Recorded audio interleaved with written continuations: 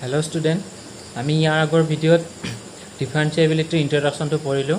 আজি আমি এক্সাৰসাইজ 5.2 কৰিম। এনচিইআৰটি বুকৰ পৰা 4 নম্বৰ কুৱেশ্যনটো লৈছোঁ। আমাৰ প্ৰথম কুৱেশ্যনটো দিয়া আছে y equal to sec 10 root x। ইয়াৰ আমি কি উলিয়াব দিছে find dy by dx। আমাক dy by dx উলিয়াব দিছে বা ডিফাৰেন্সিয়েট কৰিব দিছে। এতিয়া আমি ইয়াক যদি dy by dx কৰোঁ with respect to x की करो डिफरेंशिएट करो इतना x sec 10 root x আমি প্ৰথমতে কি কৰো যদি এইখিনি আমি t বুলি ভাবি লওঁ t বুলি ভাবি ললে কি হ'ব এটো sec t হৈ যাব sec t হলে আমি যদি sec t ডিফাৰেন্সিয়েট কৰো তেতিয়া কি হয়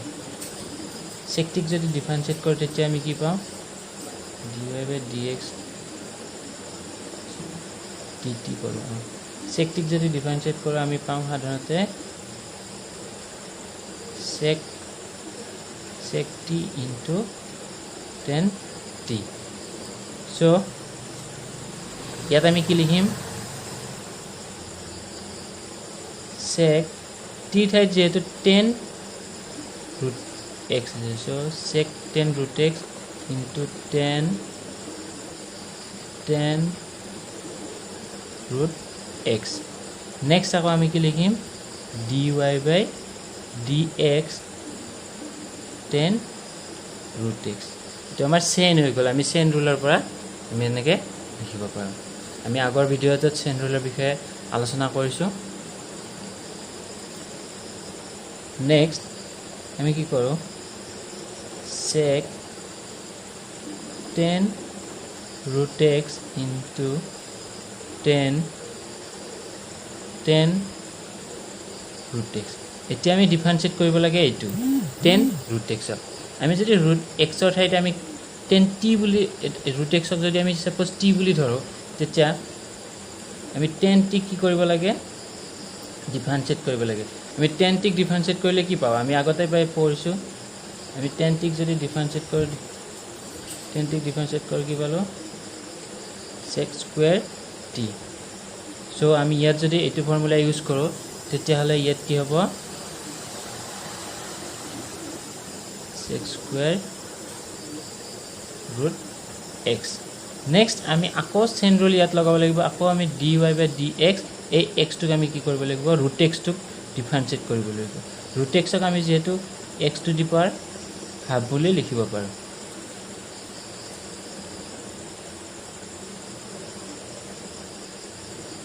sec 10 root x into 10 root x sec square x root x এতিয়া আমি x to the power হাফক ডিফাৰেন্সিয়েট কৰিব লাগে আমি আগতে শিকিছো যে x to the power n ক যদি আমি ডিফাৰেন্সিয়েট কৰো ফৰ্মুলা মতে কি হয় n x n minus 1 এটো যদি আমি ডিফাৰেন্সিয়েট কৰো হয় সো এই ফৰ্মুলাৰ পৰা আমি ইয়াত ইউজ কৰিব পাৰো কি হ'ব আগত হাফ আহিব x to the power half minus 1 sec 10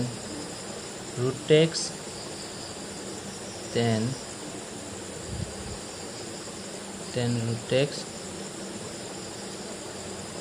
sec square root x to have half x to the power minus half sec 10 root x into 10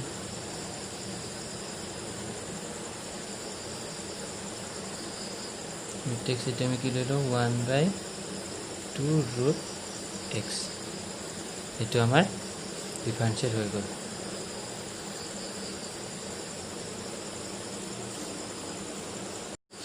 next আমি কি হ'ব dy by dx আমি যেহেতু প্ৰথমতে এই স্কয়াৰটোকে আমি ডিফাৰেন্সিয়েট কৰিলো গতিকে এবাৰ আমাৰ ইয়াতে কি হ'ব dy by dx sin x to the power 5 plus sin square x to the power 5 আমি যদি cos x cube এটু ডিফারেন্সিয়েট কৰো x cube মানে যদি আমি t হয় cos t হ'ব cos t যদি ডিফারেন্সিয়েট কৰো কি হয় minus sin t so t ঠাইত কি হ'ব x cube গতিকে ইয়াতে কি হ'ব minus sin x cube d by dx a cube to আকৌ কি হ'ব ডিফারেন্সিয়েট হ'ব x cube cos x cube into twice sin x to the power 5 এতিয়া sin x to the power 5 ক যদি আমি ডিফারেন্সিয়েট কৰো কি হ'ব এটো যদি আমি x to the power 5 to t ধৰো তেতিয়া হলে কি হয় sin t ক যদি ডিফাৰেন্সিয়েট কৰো কি হ'ব cos t সো t ঠাইত কি হ'ব x to the power 5 আছে সো ইয়াতে কি হ'ব cos x to the power 5 x to the power 5 ক আকৌ কি হ'ব ডিফারেন্সিয়েট হ'ব d by dx x to the power 5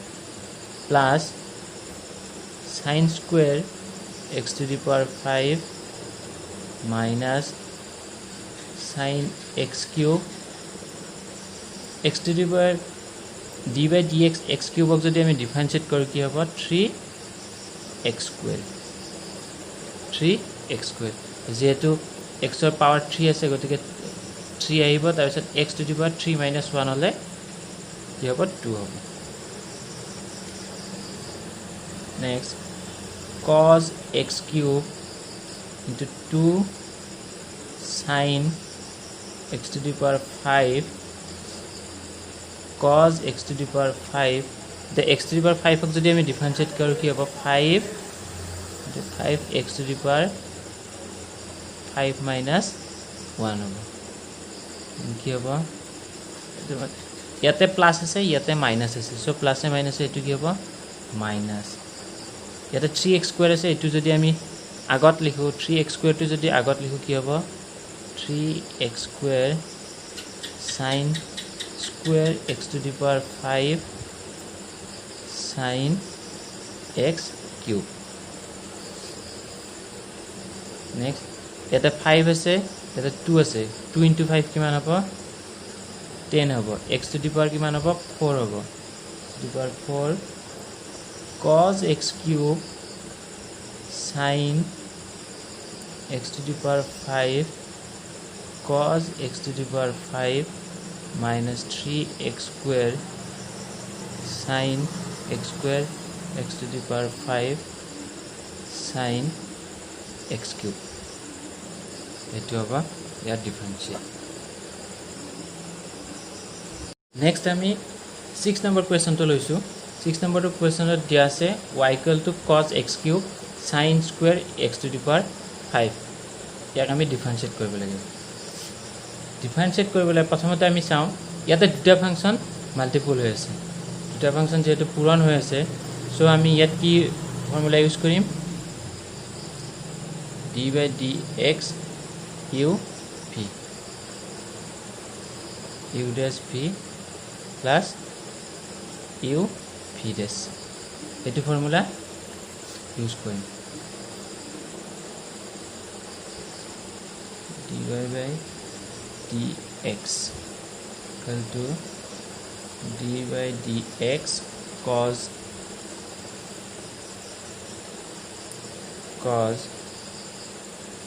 x cube sin square x to the power 5 আমি প্ৰথমতে যদি আমি এটা কাম প্ৰথমতে u2 এটো u বুলি ধৰিলো এটো v বুলি ধৰিলো প্ৰথমে আমি u2 ৰাখি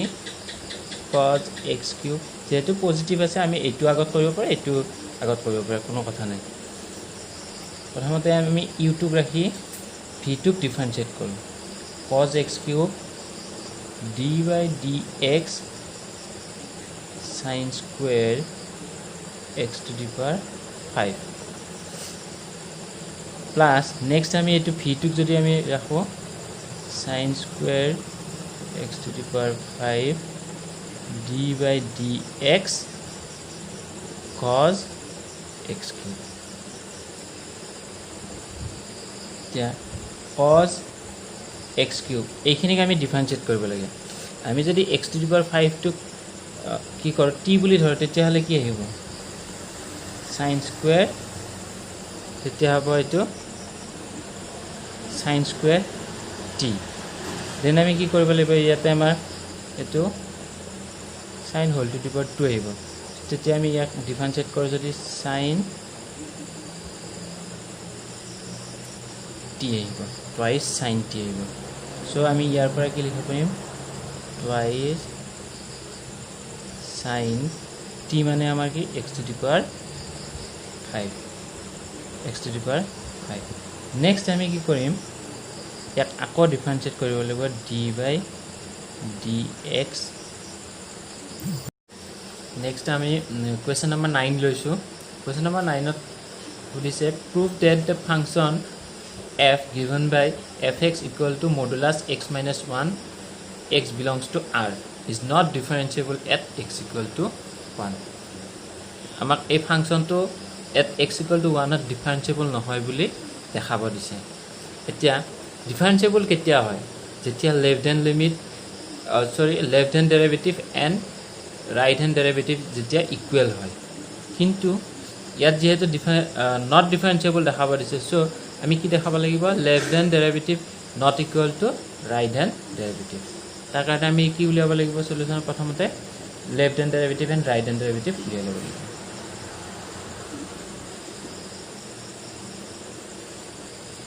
our function to দিয়া আছে কি fx equal to modulus of x minus 1 x belongs to r मैं बनाते left hand derivative Leo left hand derivative limit x tends to 1 negative f x minus f1 x minus 1 limit আমি যদি h এটা small quantity ধৰিলো h tends to 0 then আমি কি লিখিম 1 minus h minus f1 1 minus h x ৰ ঠাইত আমি লিখিছো 1 minus h so তলতো আমি 1 minus h লিখিম minus 1 then limit h tends to 0 f 1 minus h minus f1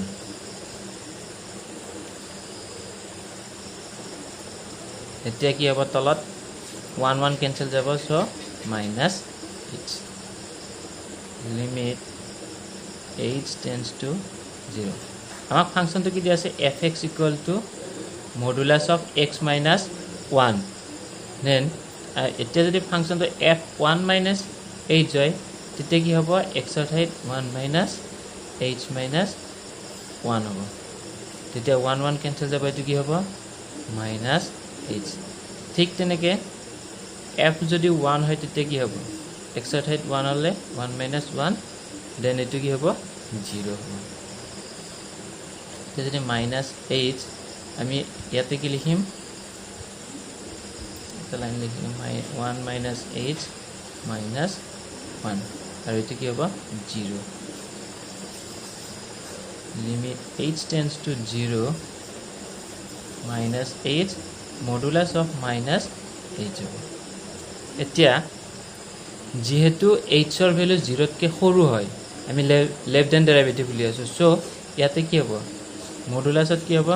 h ৰ ভ্যালুটো 0 তকে সৰু হলে এটা নেগেটিভ মাইনাস h আহিব মাইনাস h আৰু অলৰেডি এটা মাইনাস আছে সো মাইনাসে মাইনাসে কি হৈ যাব প্লাস হৈ যাব সো ইয়াত কি হ'ব limit h tends to 0 h এটা মাইনাস h এটো ক্যান্সেল যায় কি হ'ব limit h tends to 0 minus 1 কি হ'ব এটো minus 1 লেফট হ্যান্ড ডেরিভেটিভ আমি কি পালো minus 1 পালো নেক্সট আমি কি উলিয়াম right hand derivative the limit x tends to 1 plus fx minus f1 x minus 1 so limit আমি আকৌ h এটা স্মল কোৱান্টিটি ধৰি লওঁ h tends to 0 তেতিয়া কি হ'ব f 1 plus h যেটো এবাৰ আমি right hand derivative লৈছো so f1 1 plus h minus 1 limit h tends to 0 f 1 plus so ইয়াতে কি হ'ব 1 plus h minus 1 আৰু এটো কি হ'ব 0 হ'ব তলত এটো কি হ'ব h limit h tends to 0 1 1 cancel হ'ব modulus of h by h যেটো h ৰ ভ্যালু 0 তকৈ ডাঙৰ হ'ব সো ইয়াতে কি হ'ব পজিটিভ h আহিব পজিটিভ h আহিলে কি হ'ব limit h tends to 0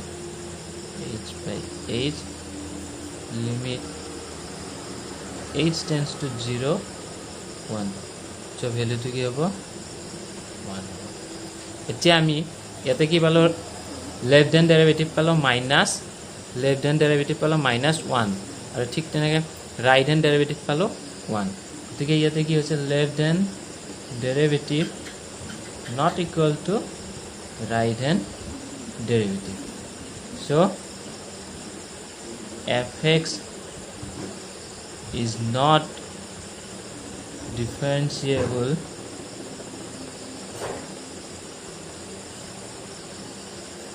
at x equal to